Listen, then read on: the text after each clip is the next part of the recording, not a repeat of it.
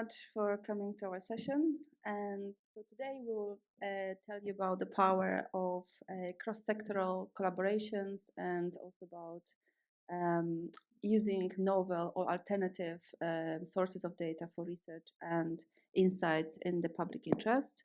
And I will kick off the session. I have a couple slides about who we are. So we, from Smart Data Foundry, I have some examples of our impact use cases. And then I will pass on to Rosario, who is from Joseph Rowntree Foundation, which is UK's one of the major charity, which aims to eradicate poverty. And Rosario will talk about the insights infrastructure. Then I'll pass on to Oli, who will talk about the challenges and risks of using novel types of data for research and insights. And then we'll come back to me. So essentially, we have a bit of back and forth, and then we'll open up the floor to questions. So, Smart Data Foundry. So we are a non-for-profit based at the University of Edinburgh. And essentially what we do in one sentence is we are opening financial data for good. We are custodians or stewards of private sector de-identified financial data for research and insights in the public interest. You can see here from the slide that we work very much at the intersection of different sectors. So we work between academia, private sector, public sector, and also NGOs. We are really trying to connect research to policy. We are also in the intervention space. So when we work with local authorities, we'll say, please invest in interventions rather than react to something that's just happened. In February this year, we also launched a financial data service, FINDS, which is one of 6 data services funded by UKRI, which is a UK funder in science and research, via ESRC, which is Economic and Social Research Council. So the funding is for Smart Data Research UK program. And essentially what Smart Data Research UK is doing is opening up smart data for research. So what is smart data? So smart data is essentially data generated through interactions with digital systems. So in our case, we're talking here about financial data. So the data when you tap your card, when you interact with your banks, that kind of data normally is used by banks or financial institutions for their operations, for marketing, for products, and so forth. We're saying this data can do much more. There are other data services funded through that program. So you have gaming data donations. So for example, people can donate their data on how they game, essentially behavioral data. There is satellite imagery data, so all sorts of different types of data. So it's really exciting. We've just launched this February. So yeah, as I already mentioned, financial data has the potential to do social good, be used for social change. That data, the uniqueness of this data is that it's near real time, which means we can see in almost near real time what's happening in the economy and the society. So for example, there's a spike in interest rates. We can see how is that changing people's behavior. Are they saving more? Are they saving less? Are they investing? What's actually happening on the ground? So it's a really powerful data. Smart Data Foundry, so our focus is very much on reducing poverty and inequality and improving economic well-being. Obviously, reduction in poverty and inequality is critical for economic well-being, but that's not the full story. For economic well-being, we're also talking about good jobs, stable jobs, good income, and so on. So this is the space we are working at. We work with organizations who are also in the same space. And that's why I think on that note, I'm going to bring Rosario on the stage, and he'll tell you a little bit more about JRF and about the insights infrastructure. Hi, everyone. Before I start, I would like to thank, of course, the organizer for having us today and everyone joining remotely as well. Normally, when I'm presenting in the UK, I will ask the question, how many people know about JRF? I'm not going to do it today because I'm a bit scared about the results. But anyway, if you don't know, the Joseph Rowntree Foundation, we've been around for quite a long time. So we are a social change organization.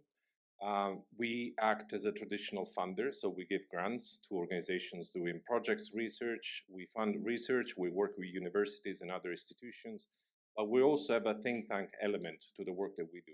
We have our own team of analysts. One of our best reports that we publish every year is the UK Poverty Report, but we're also responsible for something in the UK called MAIS, which is an acronym that stands for Minimum Income Standard, which is used by government to determine essentially where people sit across what is considered to be a decent standard of living from a financial point of view and other measures. So our mission is to eradicate poverty.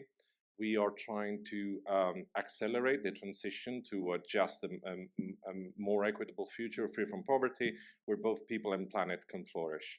About 3 years and a half ago, we launched a new program called the Inside Infrastructure. It's still a very young program, but we believe we managed to make a lot of progress in terms of what we want to achieve. So our key objectives are, we want to democratize the access to data. We want to improve and link up existing data sets. If you're not familiar with the UK settings, there is a plethora of data.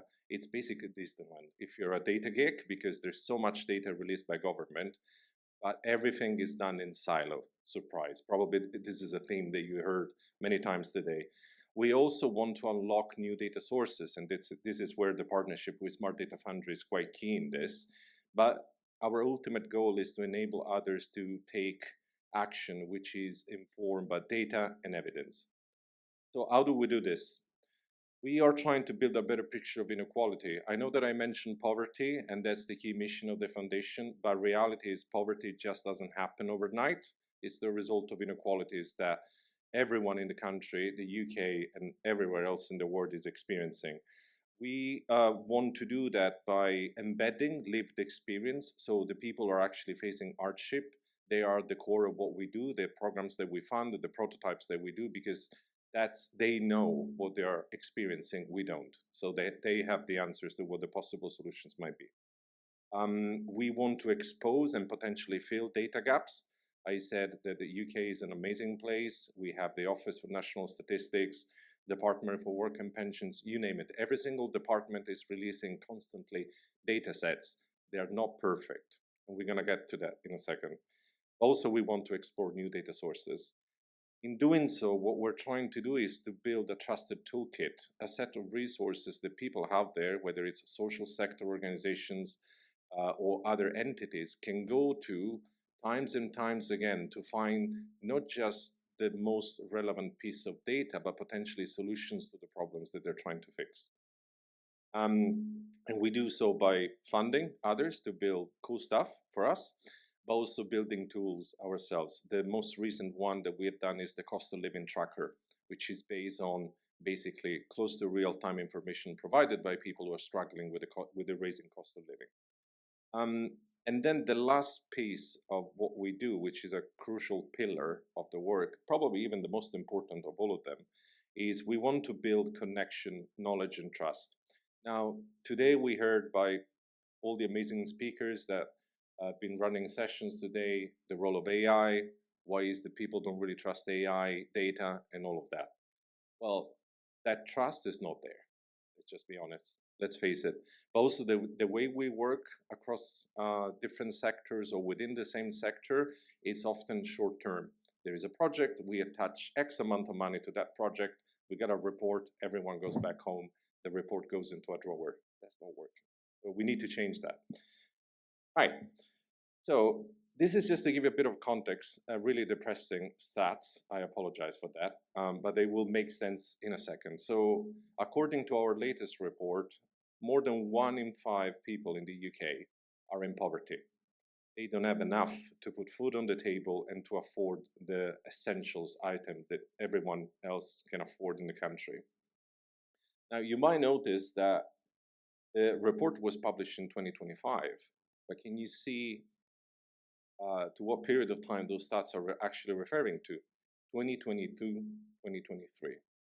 So I'm not going to go through the whole list of data sets, but this is to give you a sense of what I was referring to before. There is lots of good data, but it's not perfect. Why is that? We'll get there in a second. One thing that it was quite crucial for us when we were building the infrastructure, as a foundation, let's be honest, we're quite privileged. We have the money. We don't have to fundraise as many charities or educational institutions out there. So we could have built something almost instantly. Instead, we decided to invest the first year and a half of our work listening to all the actors part of the ecosystem that we want to influence, support, and work with.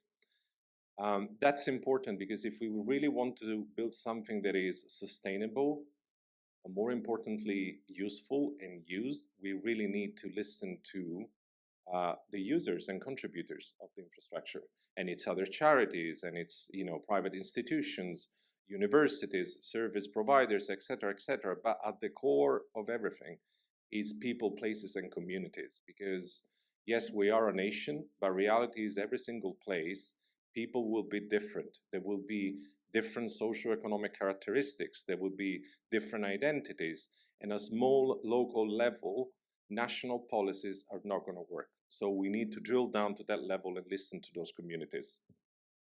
So one of the key questions that we ask ourselves and all the other stakeholders that we work with and engage with so far are we really comfortable with the way we think we understand what poverty is? We always talk about numbers.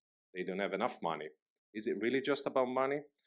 And we explore all possible avenues when it comes to data, especially data that is not publicly available and maybe is owned by financial institutions or other type of organizations out there. Can we unlock that data and use it for good? But also, more importantly, do we really embed the multidimensional aspects of poverty, inequality, and hardship in the work that we do, the policy recommendations, the data analysis, and so forth? It's never just about the money. There will be physical implications on your physical health. There will be mental implications on your well-being, and also massive impact on your social networks, whether it's friends, families, colleagues, and so forth. So, barriers. And again, you might have seen and heard about those today quite a few times. And for me, actually, it was quite reassuring that the rest of Europe is struggling with the same issues. So we're not alone, despite Brexit, but don't get me started on that. So the issues that we are trying to solve with the infrastructure and the issues that the stakeholders are wrestling with are official statistics are not describing what's happening right now. By the time data is published, it's referring to things that happened in the past. Now, don't get me wrong, this is great. You can do monitoring, evaluation, all sorts of things, longitudinal study, but we don't really know what's happening on the ground right now. Accessibility. So we heard about skills, time, money, and all the things that it takes to actually do data analysis. Now, the vast majority of data sets, even if they are curated, they are straightforward, you can download them. Maybe you need to know how to use Excel, Python, and whatnot. They're not really accessible. They're not really talking to each other. It's really hard to link data, different data sets. And in the charity sector in particular, we don't have the same skills that you will find in universities or even the private sector. So yes, the data is there, but we can't really use it. One of the main problems with current data sets, and this came up quite strongly through one of the projects that we have done called Making Sense of Data Gaps, very original title. You probably guess what the project was about. So you might look at big numbers, big data sets, X number of people, across the country, blah, blah, blah. But when you start drilling down into things such as ethnicity, disability, gender, and how these different characteristics might interact with each other, good luck with that. The numbers are so small, you can't really do anything. But what it's telling us is that we're not accounting for those individuals, people from minority groups, people who are excluded, people who might have long-term conditions that prevent them from contributing to society and living their lives to the fullest. So the data is not really giving us a picture of what's going on in the country and where these people are. Lived experience. We in the sector, I'm afraid to say, we're very culpable of that. We have the savior syndrome, will come and fix all your problems. In reality is none of us, maybe, has experienced poverty. So how can we come up with a solution to a problem that we don't really understand? So rather than coming up with policy recommendations and whatnot, we should include since the very beginning, even before we start thinking about what project we're going to fund next, people with direct experience. So the very first 3 projects that we launch as part of the infrastructure are experiential insight, or qualitative, if you like, projects involving people with lived experience. We do social media listening, looking at real-time contributions from around 72,000 people online. You might guess that right now they're very upset with the current government, but anyway, I'm not going to go into the details of that. We have a GPAG, which stands for Grassroots Poverty Action Group. They are essentially our sounding board. Are we using the right language? Are we looking in the right direction? Are we funding the right projects? And surprise, surprise, they're really popular with our partners as well. So they are engaging in all sorts of consultations, supporting everything that we do from 0 to 100. And then the third one is Grounded Voices. It's a small group of people. We normally run between 2 and 3 waves every year, involving 30 to 35 people across the UK. They communicate with us in a very much unprompted way. We're not asking questions. We're not looking for case studies and nice statements to put on a report. They are telling us what their day-to-day experience of hardship and inequality is. And we're seeing a cultural shift within JRF, but also our partners, in terms of how we think about what the next priority should be. Like, what is the people are struggling with? Many will say money. No, one of the key things that keep coming back over and over again, people are struggling maintaining their social connections. Public spaces are shutting down. There's no public library or a park you can go to meet up with friends, which is free. You don't have to pay for it.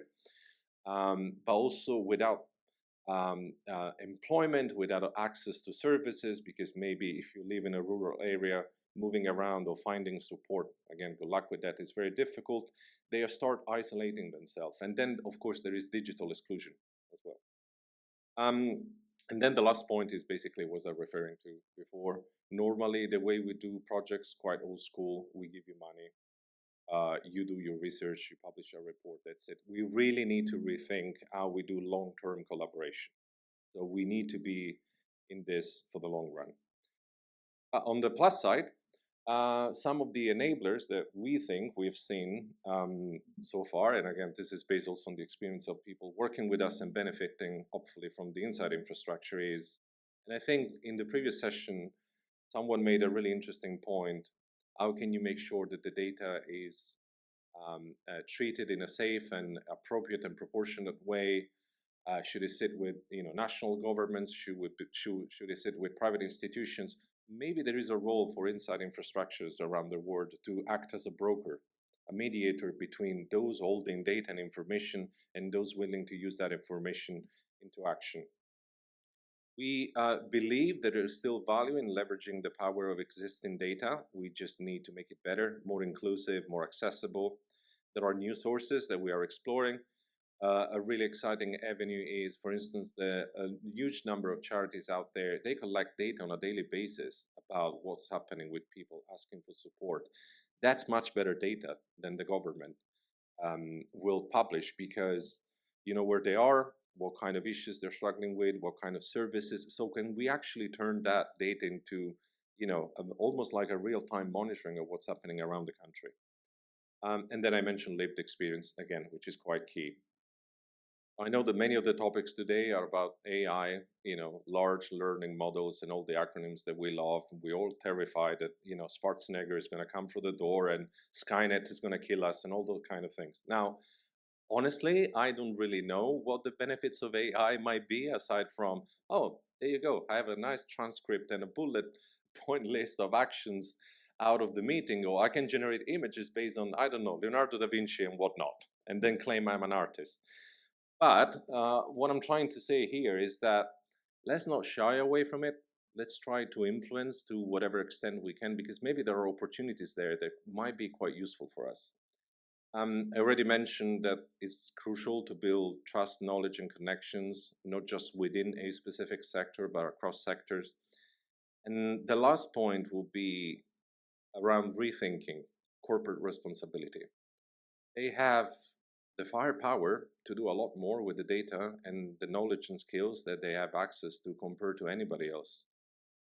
public institutions, charities. So maybe those are the kind of skills and support that we need, aside from a random check here and there, which is still welcome, by the way. Right, so I'm not going to go into the details here. There's a lot of stuff. These are some of the projects. You can go online, so don't worry. But the reason why I wanted to share this timeline, we talk about scaling up, sustainability, that kind of stuff.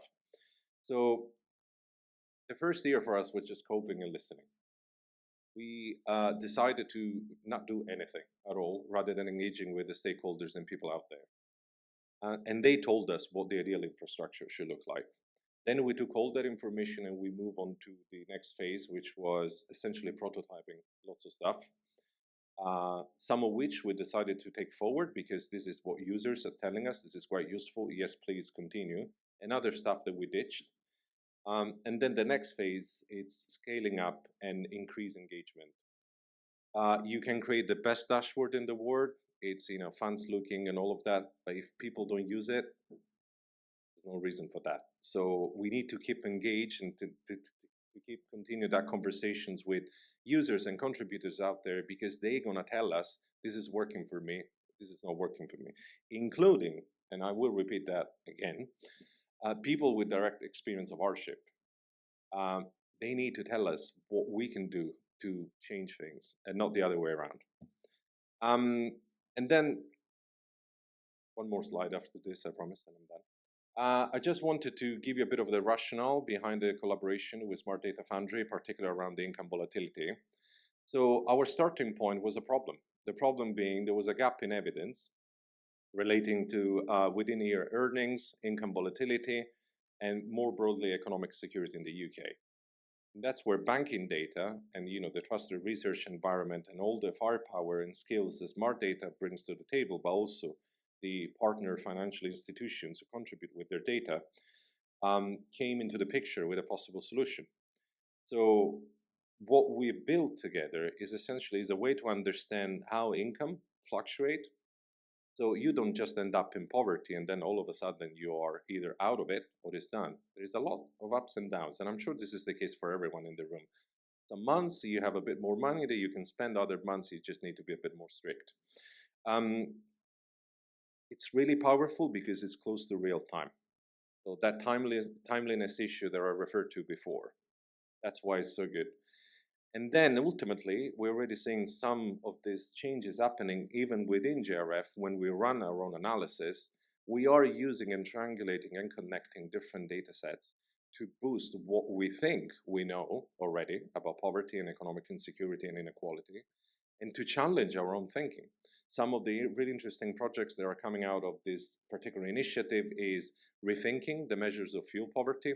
The systems that we have in the UK, surprise, exclude a lot of people who are technically not poor or fuel poor, but they are. But also it shocks and impact in micro and microeconomics and all sorts of interesting things.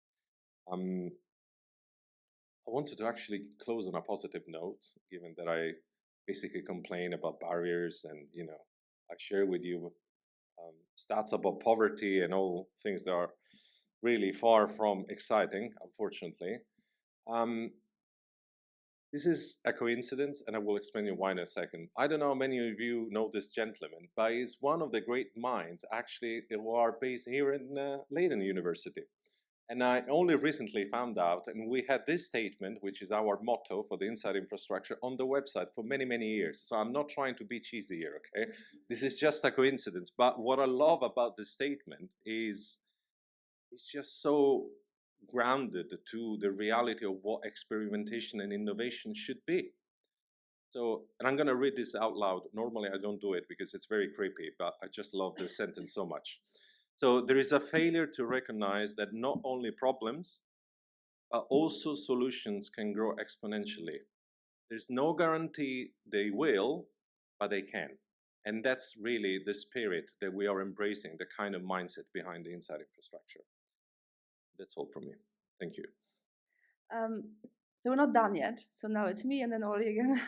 So essentially, I'll tell you a little bit, zoom in a little bit on the data. So the data, as I said, near real time is de-identified It has persistent IDs, so you can actually track customers in the sample. So we have one data set that goes back to 2019, so you can actually see how people's behavior or what's happening before COVID and after COVID, so really powerful. In terms of what we do in Smart Data Foundry, I was talking about data partners, so how it works. Essentially, we work with financial institutions, we acquire data from them, and then we curate the data. Number two, that data is then available for researchers in the UK, but we also have a couple researchers from Italy now as well. The data is available to them at individual level because we know that researchers want to actually see more granularity, the better. So they work in the trusted research environment, which is a very secure computing environment that allows you to do the analysis. There is no internet, you cannot copy and paste, it's variety controls in place, and Ollie will tell you a little bit more about that. And the third thing we do is we aggregate the data and we create insights, and those insights are then shared with local authorities. We work closely with them.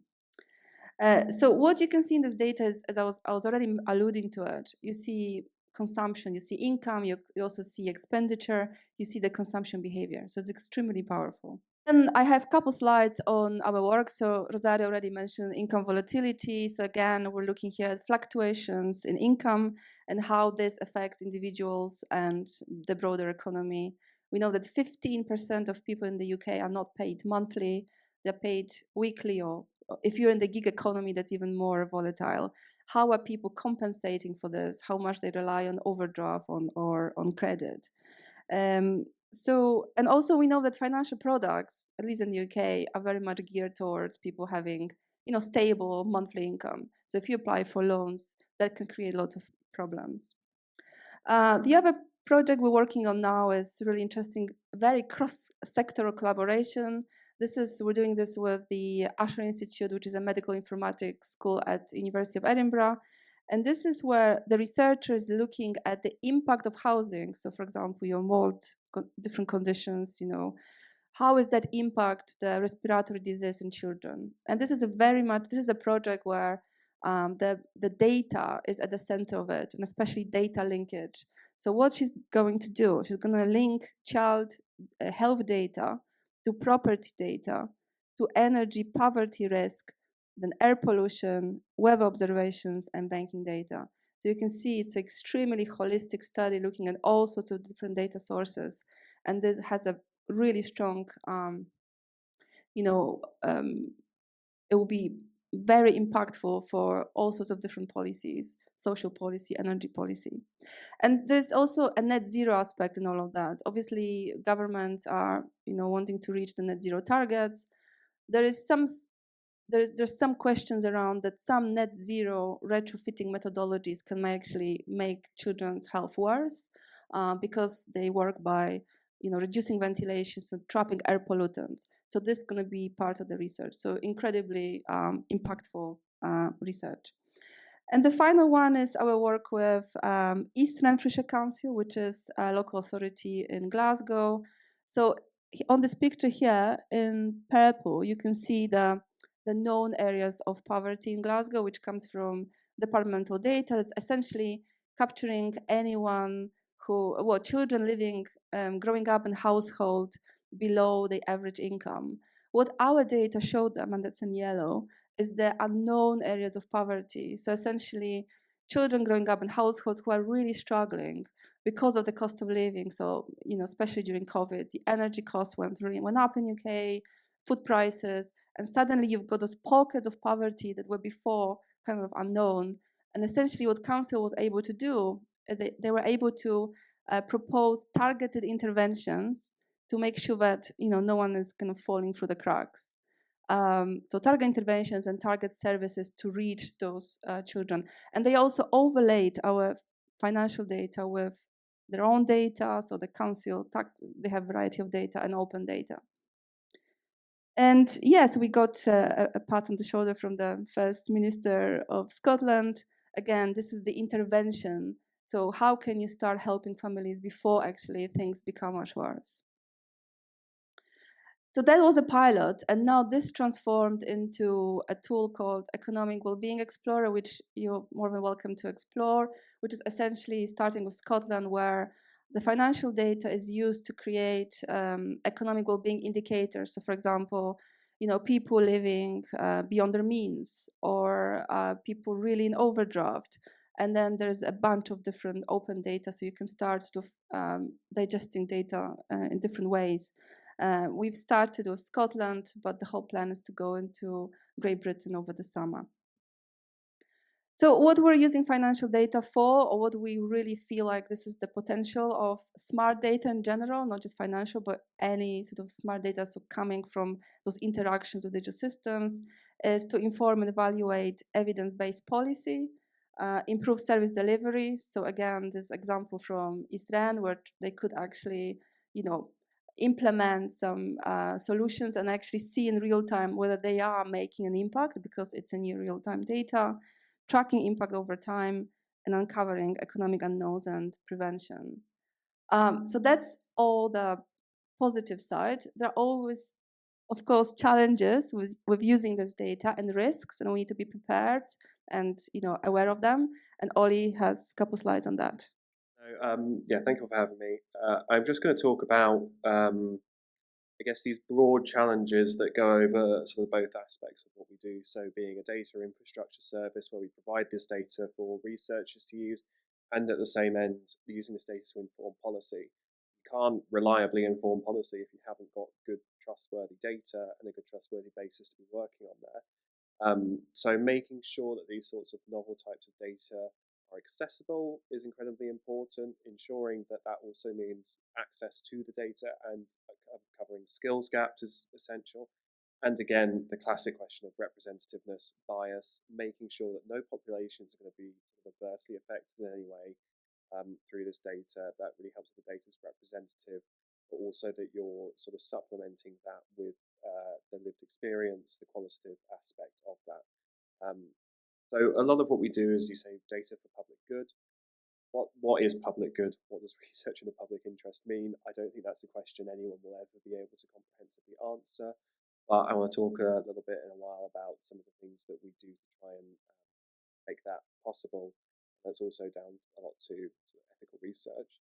First, I just want to sort of deep dive a little bit more into what our model is. When we showed that slide a bit earlier about sort of the Smart Data Research UK ecosystem that we have, this model will be followed in various ways by those other 5 ecosystems, obviously different data. So they'll be working sort of different services in different ways. But the way we work is we're forming these long-term trusted relationships with data owners, typically from the private sector, with our specialism typically to do with financial data. That's both consumer and business financial data. Then once we have that in our secure research environment, we make connections with researchers who are interested in using this data for their projects. They access that in the TRE, subject to quite a lengthy application process that we've built from best practice in the healthcare and administrative data sectors. We continually support that, so we curate the data. We don't just give them the raw data, we make sure it's actually usable and quite tailored to what they want to be investigating in a number of ways. And from that, we help build these things that will hopefully link through to policy. So what we really are interested in is making that impact. And there's classically in the UK, especially, I think it's widespread across the whole world, but there's a real disconnect between what academics are doing and what feeds into actual policy work. So we're really trying to overcome that in a way using our data. And the financial data is really rich behavioural data. If you think of what's in your sort of consumer banking account, that's really tells us sort of a lot about habits and what people do. And it's very securely managed. I want to say that first. So the data we get is all de-identified. It's held in a trusted research environment. Prior to COVID, if you wanted to work in this, you had to go into a special room called a safe pod where you could work on a specialised machine. You would be monitored by CCTV that would watch you. Thankfully, we now have virtual machine access, so you're able to access that in a number of different ways. We run it through someone called EPCC, formerly the Edinburgh Parallel Computing Centre, so that compute ability is really powered. These are obviously huge data sets. There's like 40 billion data points in just one data set alone, so you need to be able to sort of use that supercomputing powered RAM. in order to be able to do any sort of meaningful thing on this. It's not a data set you could download and just be able to run through Excel. So we have sort of control access to software tools, and again, we have like quite a lengthy application process. This is primarily based on what we have that was built by the Office of National Statistics in the UK, which is a great model called the 5 Safes model that involves safe data, so ensuring that the data is going to be safe in the first place. We do things like de-identifying or anonymizing the data. Safe projects, ensuring that your project is not going to have sort of any adverse negative consequences, ensuring that the people working on the project are not kind of going to be doing this as a malicious actor in any way, having the safe settings, so something like a trusted research environment. They're also called secure data environments or safe havens. They're all a similar thing, great principle for accessing the secure data. And then checking the outputs to make sure that we know what the outputs are, that again, they're not going to sort of be adversely affecting people in any ways. So obviously that sounds great if you're sort of a computational researcher, you've got a lot of heavy quant skills, and you can get into that trusted research environment and access those things. But obviously not everyone has that. Those skills are still quite in demand and rare in certain cases. We do a lot to curate the data into an aggregated form, so essentially turning the data into statistics. They're a lot easier for people to utilize, but obviously researchers, obviously they want things that are very much in their interest, what they want to investigate. So if they want to go into these things, there are some real clear skills gaps that we have to deal with. So part of the research culture, at least that we've encountered in the UK, is that often a senior researcher will want to design a project, but then they have a research assistant, so a PhD or a postdoc, go and actually do the analysis. And that can be fine, but in a lot of cases, these PhDs and postdocs, through no fault of their own, have not got the experience necessarily working with big data in that sense. So yes, they have the time, but they don't have the expertise, and quite often they're just sort of left to their own devices to go and sort this. So that means we have to spend a lot of resource supporting them to help them achieve their project goals.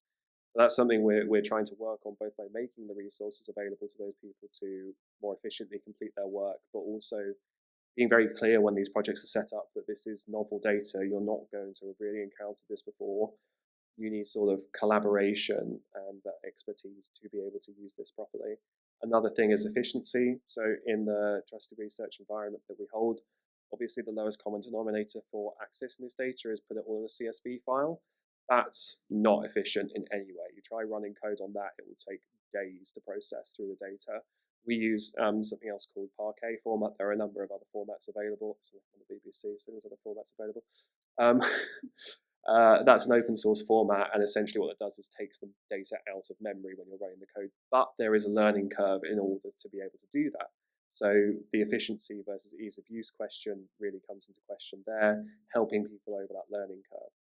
And then finally, the UK government published a couple of years ago, I think this is probably similar across the whole of Europe, but we published a paper on data skills gaps, so quantifying the data skills gaps. And the actual technical skills, a lot of it was pretty well achieved. So they've interviewed lots of industry and saying, what do you need compared to what you think is available? So things like machine learning, programming, all of that. A lot of people have it. It's the skills that are really drilled in when you're doing data science courses, either at uni or vocationally. But what they're lacking in a lot of cases is data literacy, consideration for data ethics. And I think that comes down to the soft skill that they were sort of considered to be lacking the most, which is the curiosity. It's very easy, once you know how to do it, to program something through that will run some code on some data and give you an output. But what we need to be really encouraging is the curiosity to be like, well, what does that output say? How have I gotten to that output? Why does it say that thing that it does? I think that's so important for working with data. It's not to take it as gospel, as the be-all and end-all, that I run my code, I've got my output. Why does it say what it does? I should have 10 more questions on that at every point, and I should be continually trying to answer them before I go even close to thinking I should be using this to influence policy in any way. The other thing that we have to consider is the representativeness of the data. So again, that's something that we've got to be curious about. Does this data accurately represent the populations that we're trying to help when we're pushing this through to policy? So The data sets we hold, we do a lot of work on them to ensure they're representative, so we've compared them to a lot of administrative data. What you can see as the graphs there is something called the Scottish Index of Multiple Deprivation, so that is something that's made every 5 to 10 years. That incorporates loads of different administrative data points, so healthcare data, down to sort of access to general practitioner, healthcare, educational outcomes, average sort of salaries, all those sorts of things, average consumption, house prices, variety of different things there. So we were able to sort of map the incomes we were seeing in the data to the Scottish Index of Multiple Deprivation and check essentially that it passed what we call the sniff test. The data that we're getting looks like it should. And then figuring out, okay, what outliers do we need to exclude? So some of the banking data we have people from private banks included because the banks are, there's only a couple of actual parent companies. We get a load of separate brands included. So these private, very high-end national banks, we have to figure out that we need to exclude that because otherwise you've got massively skewing data. So I think in this graph, we haven't actually excluded that the SIND income compared to what we'd expect. We can do that at the same time. However, there is that constant debate there that is the administrative data as good? With something like income, yes, because income is measured by the tax revenue collectors in a certain country. Benefits are obviously given out by the government. So yes, in that case, but translating that to a couple of other categories, what data is the more accurate there? So you get into that real question, and I don't have an answer to that, so I'll leave on that one. I want to then go on to the juicy topics of AI and smart data research. I'm standing up here as quite a self-professed AI skeptic, and that's not to say I don't think it should ever be used in any context. I just think that we don't want to get overexcited about something that we don't fully understand yet and try shoving it in everywhere. The UK government's currently talking a lot about putting models into things like figuring out sort of benefits eligibility. And I hope it's not a sore subject, but the Dutch government resigned a couple of years ago here because of an algorithm that had falsely done a lot of things to identify benefits fraud. So we need to be exceptionally careful about how we're implementing these things and learn the lessons from that. I want to talk about sort of a metaphor here when it comes to research purposes that I think was really useful from a guy called Roy Bahat, works for Bloomberg. What sort of tool are you using AI as? Are you using it as something that you could do yourself, but you're sort of obsoleting yourself? Are you using it to do something that just helps you do something more efficiently? Or are you doing something that you could never do before? I think using it in each of these contexts really should dictate sort of how you're thinking about doing this, using AI in a research purpose. And being very conscious about sort of what you're actually trying to achieve with it. Are you just making things easier for yourself, or is this actually a tool that you need to be doing this research? There are a lot of sort of ideas on how we should be therefore thinking about AI as a research policy. So because it's perhaps not necessarily fully understood, but we should be really considering this on a by design basis. So not just, if your project don't think you're going to be using AI at all, you could still be considering that there are unintended implications that could be feeding into your data or your secondary data or things that have come through there. The sort of widespread usage of just ChatGPT as a tool, as a crutch to be doing this analysis means that we might start seeing sort of, if I'm bringing in qualitative data, I'm using secondary sources there, as in articles and blog posts, am I considering that that has been used in those senses? So that external thing is something really important. From that, we should be considering things like a declaration of confidence, so that you can inform readers how sure you are on your data. This comes from some colleagues at the University of Edinburgh who were trying to conduct a study using purely qualitative methods, but they were obviously using Zoom as sort of a way to have people in and talk in sort of a workshop basis, so getting that public dialogue, that public thing in. They found that out of about, I think it was something like 70 people, they could only verify that 5 to 10 of them were real people, and the rest seemed to be sort of AI bots that were there to sort of so they'd attended and collect the incentive for attending to this public thing. So that is hugely worrying when we're talking about AI influencing in that qualitative side. And yes, obviously we collect data from banking organizations that you can't necessarily manipulate in that same way, but who's to say in a year or two you won't be able to manipulate that sort of data in some way like that. So declaration of consent is really important. And then when we're talking about sort of research ethics centers and research ethics frameworks, being very conscious that we don't know everything and the expertise out there is perhaps limited. So trying to do everything at a school level rather than an institutional level may present some barriers there. I then want to finish on talking about AI by talking about something that I think is actually a bit more positive about AI. So we've actually had projects in to use our data, not to necessarily run AI to have outputs on the data, but to explain how AI is getting to a certain point. So we have a set of fantastic researchers who are essentially, in a way, replicating a sort of study we did a couple of years ago prior to the advent of AI, where they would do survival analysis on the data. So if someone is experienced, there's a financial shock, how long do people survive for before they fall into a position of financial vulnerability? They want to do this by testing a model on it rather than just the coding they've previously done. But the key output of this is actually explaining why does the AI get to the point that it does. So there's the key things here of traceability, explainability, and interpretability. I think this should be really important, especially if we're talking about then shifting this to a policy perspective. You need to know why your AI is making the decisions it does. And you do, at the end of the day, need to have a human on the other end of it that's saying, I think it's made these decisions because of this. I can then caveat for that. I can deal with that. So I really think this is probably the way forwards with research. And if you're interested in AI research, I really recommend you check out all the resources available on those sorts of things. Shifting quickly, we'll talk about public dialogue, and then we should talk about ethics very quickly, because then that sort of wraps up, I guess, how we go about considering public good and the ethics to here. So when we're talking about using this cross-sector, obviously the academic sector has got a number of ways they do this historically.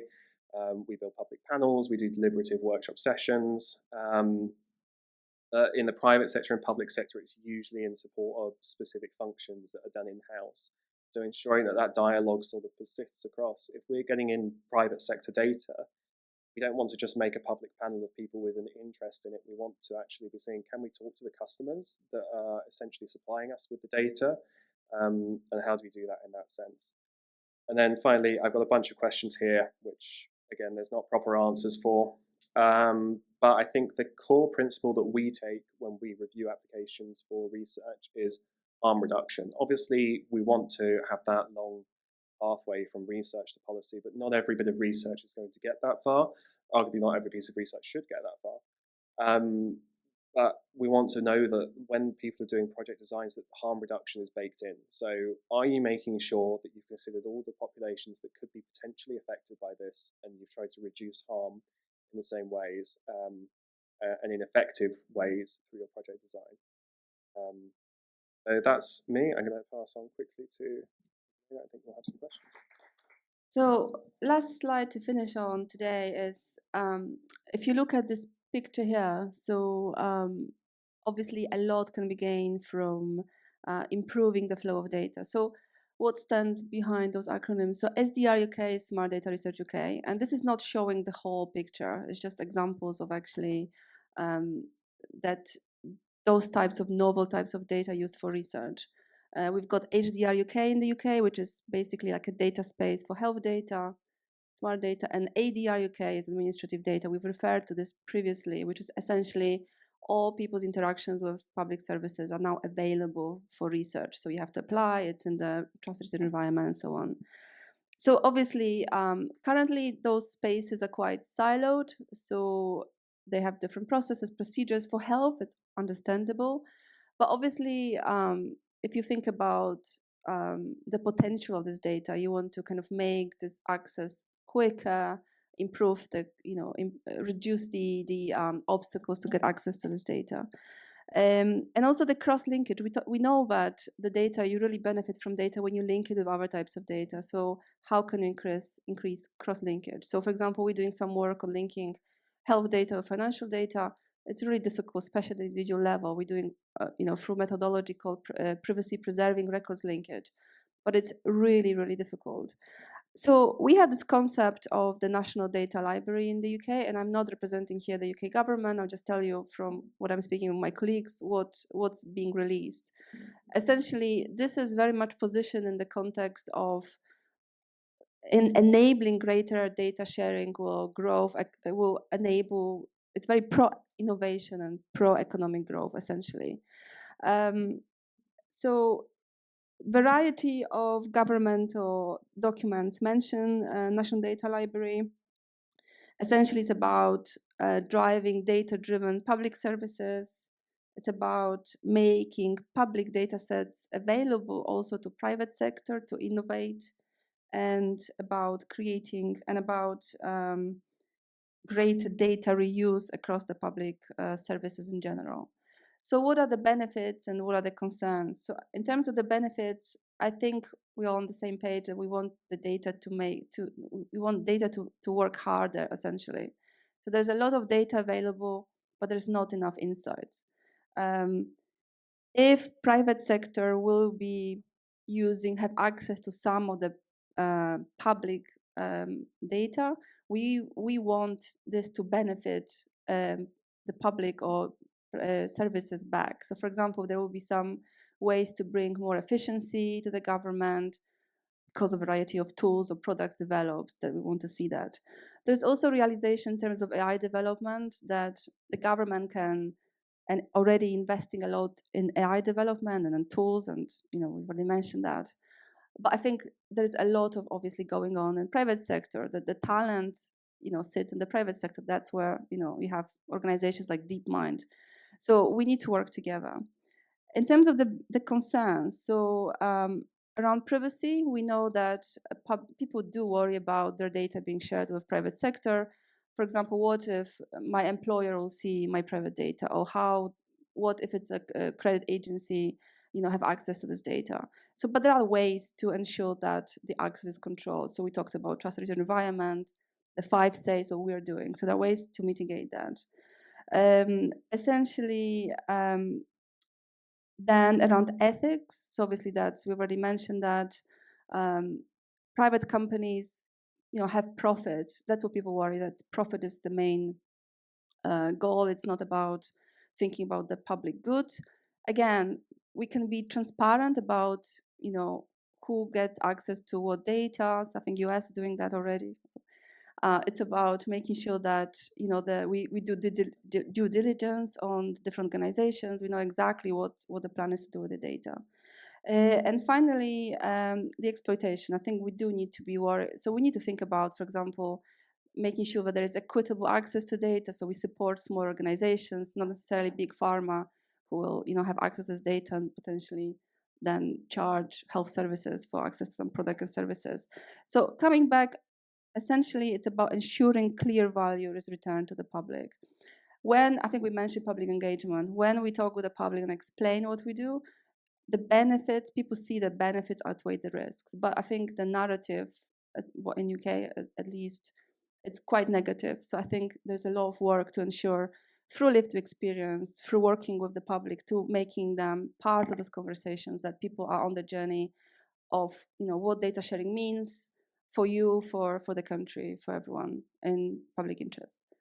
I think that's us. I think we're maybe over a little bit. Now we have half an hour for the discussion, and we decided that we will take a bit of less than a half of this time for ourselves, and then we will open the room for the questions from the audience. And I'm pretty sure that we will have a lot of them, because there are so very many things to delve deeper, because I assume that each and every of you could really talk about your studies for considerably longer. So, using Oliver's words, I would pick up the most juicy topic of AI. Here also referring to what he has mentioned as regards that he doesn't want to sound as a skeptic.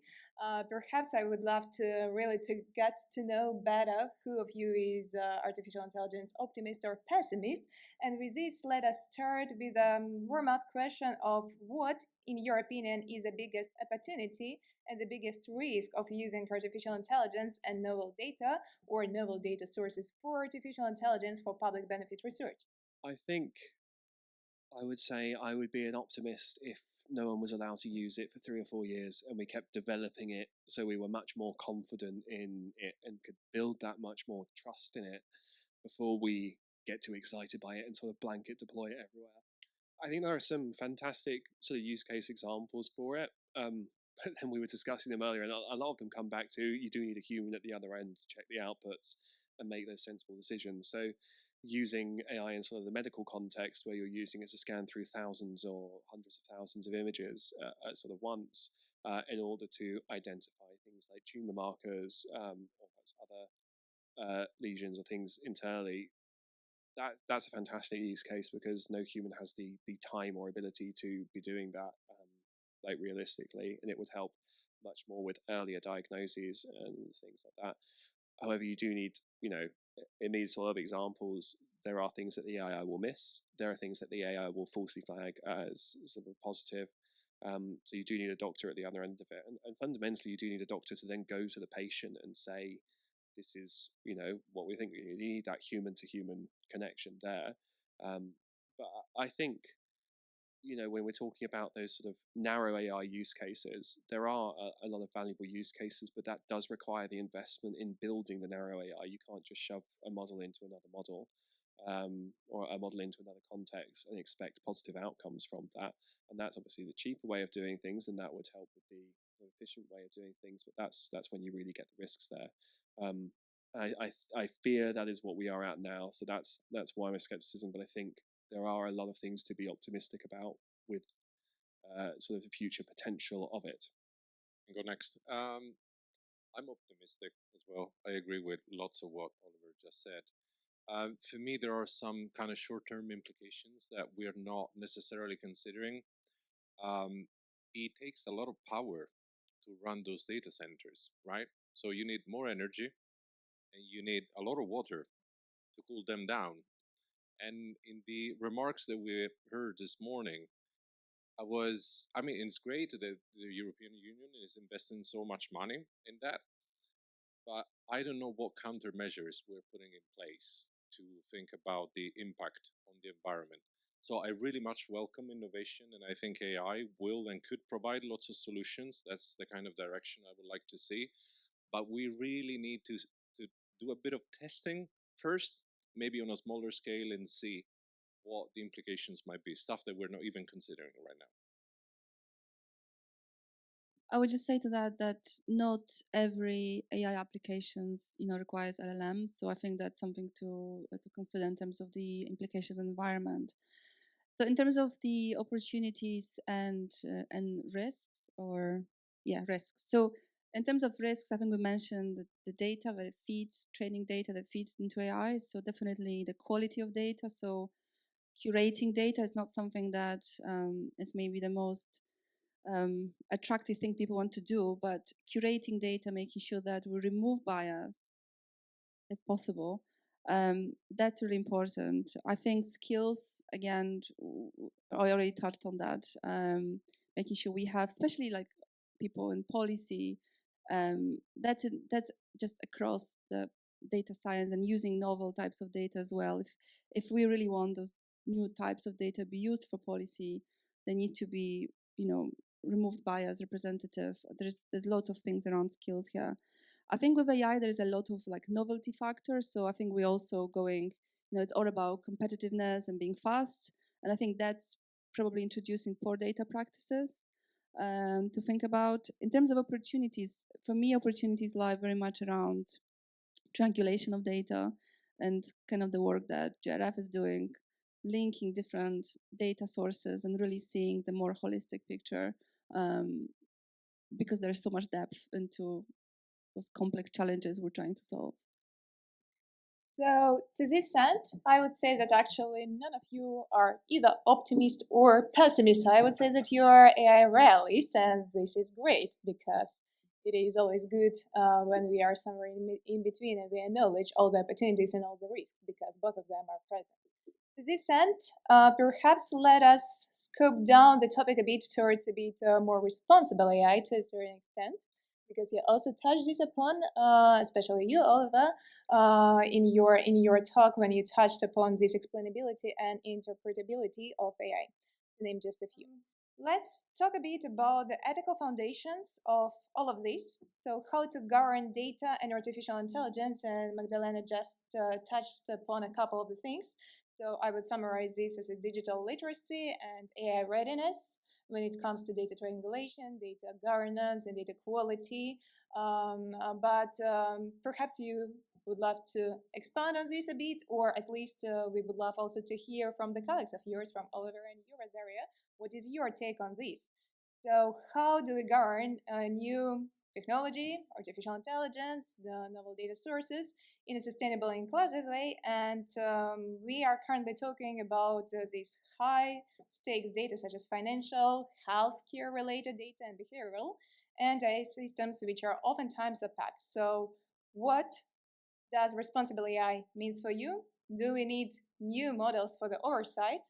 And when it comes to explainability, whether explainability is a silver bullet or not really.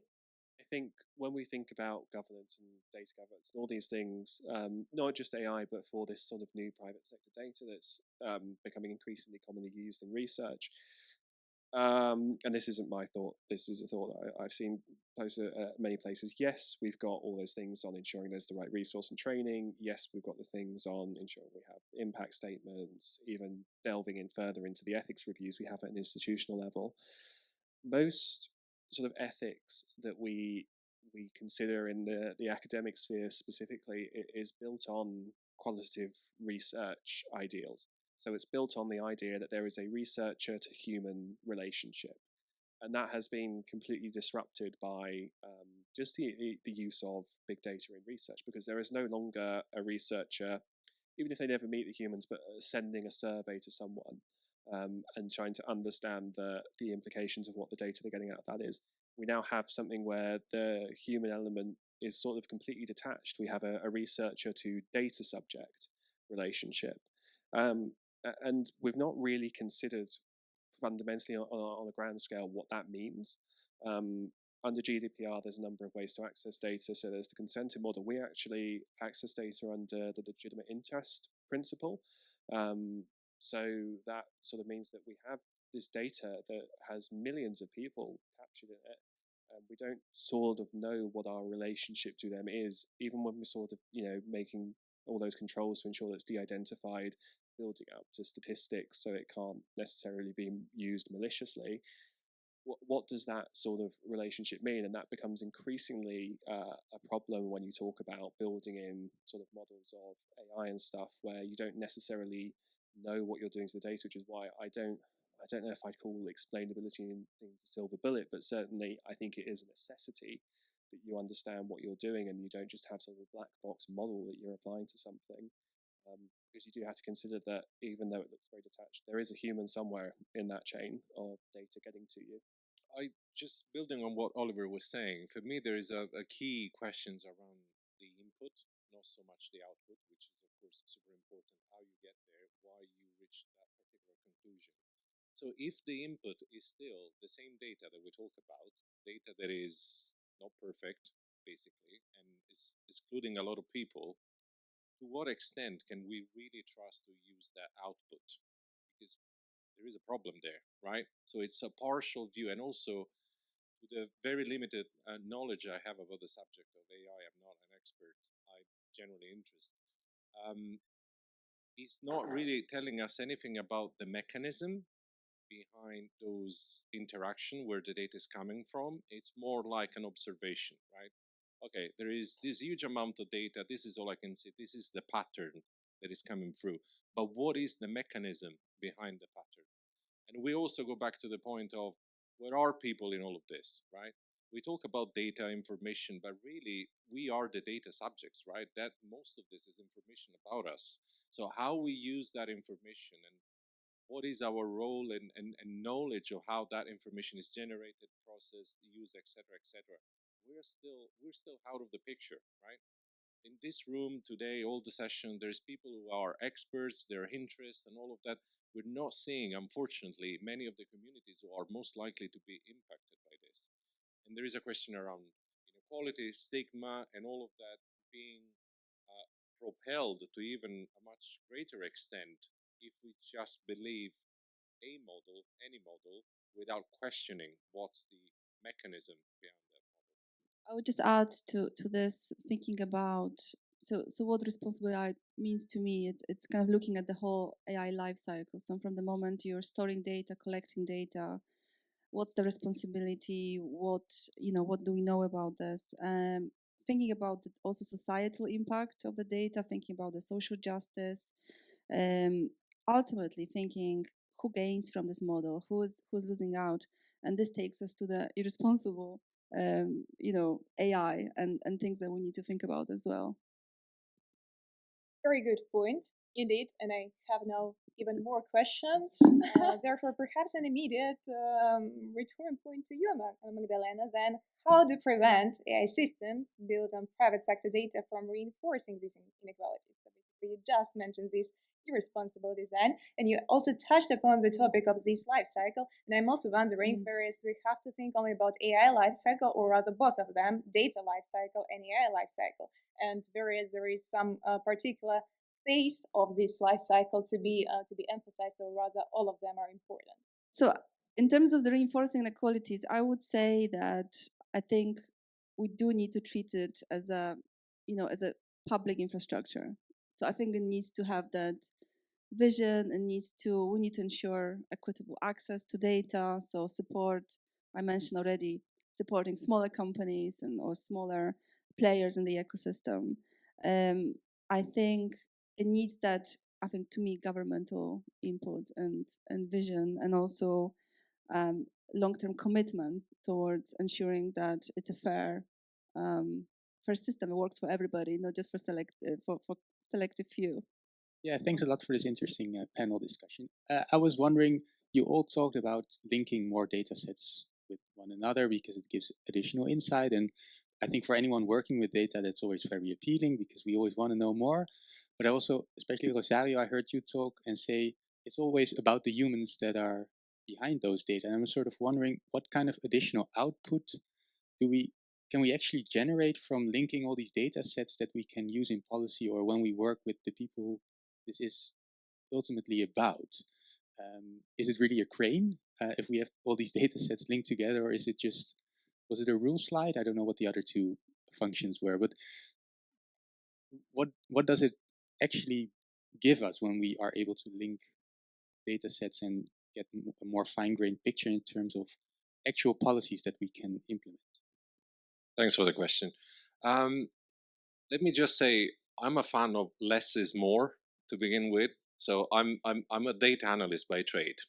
Give me all the data, you will see me very happy, like a child at Disneyland and all of that. But reality is that doesn't serve anyone's purpose, right? Really, it's not helping anyone. So when I say we need to bring people back into the picture and we talk about linking up different data sets, but also having an open conversation with people with direct experience as a sounding board in a way, this is to say that we should start linking quant and qual where possible. It is not like a perfect formula. It's not going to be always straightforward. But in our experience of working with people with direct experience of hardship and inequality, we have seen that most of the outputs, whether it's policy recommendations or reports, don't really reflect their experience. I give you an example. We talk about poverty. Try to tell someone you're poor. They're not going to say, yes, I am, because that's not how they perceive their own experience. They might say, I'm struggling. They might say, recently my mental health is not great because I have lots of worries. I don't sleep at night and all that kind of thing. So the solution might not be, we need more benefits, we need the government to give more financial support, X, Y, and Z. But instead it should be maybe rethinking the economy, because what people want is savings, knowing that you might be ready for rainy days if that happens, right? And the language that we use is crucial. Constantly, it's one of my colleagues came up with this analogy, which is poverty safari, right? And we've seen lots of that in the international development space, right? The way you raise funds and awareness is that you show the worst statistics and case studies and situations possible. That is not fair. It's just wrong, right? And the language that we use is wrong. And the people who make the decisions, again, they don't know anything about it. Most of them, I'm generalizing, of course, I'm not saying everyone. So a good output will be what people with direct experience will say, like, okay, you're proposing this, given my experience, my circumstances, I think it's going to work. This is what my national, local government needs to do. This is the kind of services that I need access to. And as I said, we're still very young. I mean, the program is, not me, clearly. But the point is, we need to test and experiment a bit. Pretty much like what Oliver was saying with AI. Let's not just run into the sunset because we found a solution and the perfect infrastructure. Let's invest a bit of time to understand what works both ways. Data linkage, it is very tempting, as I say, for people data minded to go, I want everything, I want to look at everything. When we do our applications research process, I constantly have to say you can't have every single field in the data set. We have to minimize what we're giving you, because data minimization is a very important principle in protecting people's privacy. But the counterpoint to that is, so say I have a data set that is consumer banking data and it's just current account data. When I want to investigate poverty, there are millions of different ways people will use different bank accounts and different things. So I probably have 4 or 5 different bank accounts, and that's a guess, because how many do I actually have? What do I use them all for? Do I get all my money in and just send it to a joint account with my partner where we pay our mortgage, our bills and everything? That won't show up necessarily in the current account data. And the key example of this, especially in the UK, is for older people who probably have a low income coming into their account, but then are very asset rich. And then it's like, especially when we're talking about things like supporting winter fuel payments for older people and supporting their energy bills, when their energy bills go up, they're more likely to be probably in older buildings, less energy efficient buildings. Are these people struggling? Do they have other resources they can pull on? Are they just asset rich and actually very cash poor? And then how do we consider that in the data? So the data does need contextualization, but we do see very much the other end of that is not too much contextualization, because then you just start to build these huge full data profiles of individuals, which is what no one wants. And yeah, human lives are busy and complex and big, and so maybe you do want to be able to understand every single variable, but you're never going to be able to, so you've got to be controlled about what you're investigating when you're linking data in that way. Well, I think your question was about the sort of potential of cross-sectoral linkage. So even the project I was referring to, looking at the impact of your housing on respiratory disease. I mean, this is an example of data linkage at aggregate level that can really drive policy, especially in the net zero context, where the governments are pushing for retrofitting your homes, but at the same time, it might actually have a detrimental effect on children's health. So I think this is not possible without linking data, different data sources. So linking child health, and now we can do it at least in Scotland. We've got child health data. We can link it to the property they live in. We can link to air pollution. So all of that allows you a really impactful, holistic study that it's not possible if you're just using one data set. So I think this is the potential. With our socioeconomic data, essentially, there's a huge potential for any research that's looking at the social determinants of health, for example. So that's socioeconomic, data is indicator of your status, essentially socioeconomic status, which is linked to health. There's been a lot of studies around that. So again, this is the potential of linking different data sources, and done safely and responsibly, it can really, change everything. I had a question. So I'm a mixed methods researcher, originally qualitative though, so I'm coming at it from a different angle from a lot of people.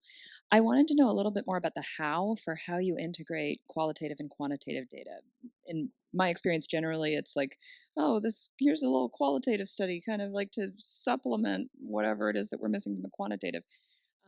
So I'm just really curious what the process is and how you actually use qualitative data and quantitative together, because it sounds like it's more than that. That's just my guess. For the inside infrastructure, it's still early days, but what we're doing is that rather than starting with questions coming from quant data, like this percentage of, etc., we are listening to people who are telling us what they are struggling with, what the issues are, what kind of difficulties, and then we use that to question either existing data, identify new data, or maybe use data that we never used before, like access to transport, right? There is a data set in the UK that will tell you what kind of distance people need to travel from home to work and back. We don't really use that in the poverty space, but now we're looking at it because people are saying, I really want to work. I really want to have a social life. It's just transport is not there. I mean, this is just a silly example, okay? But we are kind of switching the formula in a way. We're starting from the other end and then going back to the quant data to actually see whether there is a gap or any answers that we can find in the data. Yeah, I agree. I think it should be a constant dialogue. It's not necessarily that you can marry the data together, but that a qual study will influence a quant study's direction, will influence a qual study's direction, and further on. I really wanted to do this with something that we didn't get the funding to continue doing, but we did actually with businesses, not with consumers, a study on late payments to SMEs, so small medium enterprises. So all small businesses complain to the government in the UK constantly, we are getting paid late, it's impacting our cash flows, we could boost the economy by dealing with this. We do the research on some cloud accounting data, it shows that the problem's actually gotten a lot better and that a lot of people are being paid much more efficiently thanks in part to digital transformation in the banking sector. But then why are they still complaining? That's the next step of the study. It's like, are there particular large businesses that are doing it? Is it particular large bills that they're not getting paid promptly? So where is the problem there? Because, we're British, we love to complain, but like, are we, what's actually the truth to this? And you want to keep going with that. You don't want to just stop and be like, well, no, actually, we found that the people are just moaning and the qual study was a load of nonsense. It's like, no, what is the dialogue here to progress this step further? And I think that's really important. I could refer to the pain. I think we've had a couple projects where we've actually combined qualitative, quantitative as well. So we had researcher qualitative working alongside data scientists on one of the research. So it's possible to bring that why, but I get your point in terms of being published, being funded. It's difficult space, but it definitely adds a lot of depth. And I think that's what the funders need to start funding, that mixed methods research, because it really adds so much depth into your study. Thank you so much. I think it's a great initiative, and I really like your focus on lived experience and diversity regarding race, gender, nationality, and disabilities, and intersection of this. And it is very, very important. I have a different question about your lived experience regarding reaching the policymakers or decision makers. Because I, with a panel, finalized an academic study on information integrity about climate science. And even though we are not the first step to policymakers, the question of how or what kind of recipients are we imagining was kind of shaping and defining our processes and resources as well.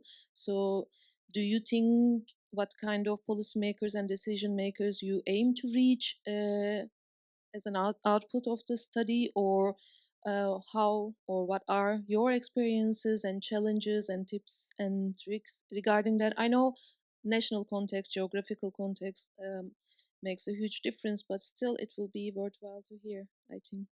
Very quick lowdown. Local government, easy to reach, have no money. Regional governments, slightly easier to reach, but could still be a bit mired in bureaucracy. And in the UK, especially where we have devolved administrations, complain they've got no money. National governments, very difficult to reach. You can reach civil servants, they have no power. You try and reach ministers, it's a long process to get sort of any of that embedded in sort of policy. So that's the short answer. That's probably a pessimistic answer.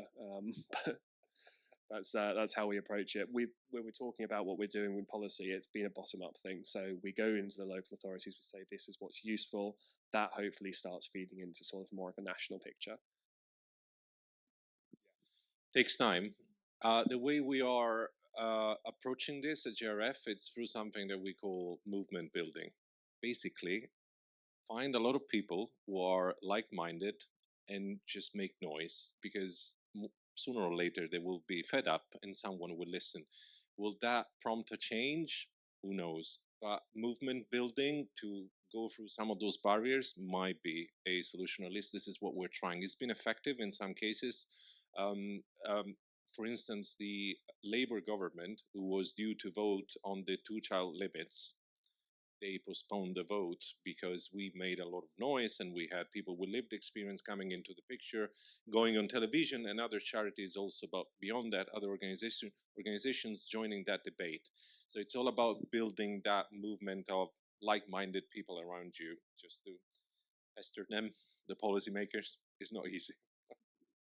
I think it's. I think we all agree that there is a disconnect between research and policy, and the research priorities are not necessarily policy priorities. And I think there is a lot of government realizes that, and there is lots of projects or fellowships. We have in UK research to policies where researchers are embedded in the government, and I think that helps to a degree. But I think we're talking about a kind of wider systemic change, long-term systemic change, which is not there yet. I think there is also, in terms of really using data for policy, we know that policy is not necessarily done very scientifically, right? Obviously, policy is much more complex. It's not just data, but it's also what the electorate says, it's much more broader than that. But I feel like there's slight movement now, and it's starting to, especially with the National Data Library, so that evidence is available to policymakers. But again, it's the skills, it's the what do you do with this, and this is part of the wider complex context. It's not just data for policymakers. There's other things as well that they need to take into consideration. So I'm curious about the data collection, especially what's the relationship with the financial entities? What's the legal basis of the giving data? What's the trust engagement that you had to do for that? And what is the value that they get from contributing with you? Yes, I think we could spend a whole session on that, to be honest. So the legal basis is legitimate interest. And we've done work with the Information Commissioner's Office to kick this off. So we've run a workshop with them in terms of how can we collect big data for research, because it's a secondary usage of data, it's not primary. So the consent was not really applicable. So in terms of, we start small. So it's a lot about building trust and aligning on objectives. And really, you'll be surprised how much it's about relationship building. So we don't pay for data. Data is given to us for research purposes, but it needs to align with financial institutions' corporate responsibility, or quite often now we see that financial institutions want to be seen as actively participating in the community and caring about communities, because they're fighting for customers too. So if they are seen as actually delivering value back to the customers, it's good for business as well. So you need to find this kind of common space. And with us, it started small, but I think once we're developing projects, so they see that actually are benefiting society and they want to be associated with, they give us more data. So we started with 1.2 million. Now we have 5 million from one of the major banks in the UK. So it's a kind of gradual, long-term trajectory. But it is hard work, but it's all about relationships, I find. Just to conclude on that, it actually goes back to the last question is, yes, you might see the private sector organisations, these big faceless things, their corporate social responsibility policies are smoke and mirrors. But when you actually get through some and start building those relationships, the people you're talking to are people. They have interests in this, and they are invested in these sorts of things. So once you understand that and build those common interests, the relationships can really, lead to something special, and that's what we're hoping to try and achieve. So thank you very much. And at this note, we would love to thank all of you for coming and thank our panelists for participating and giving a lot of insights, and hopefully also receiving insights, because as you mentioned, this question could lead to another panel, and perhaps the next year we will be exactly talking about this. So thank you very much, and see you during the day. Thank you.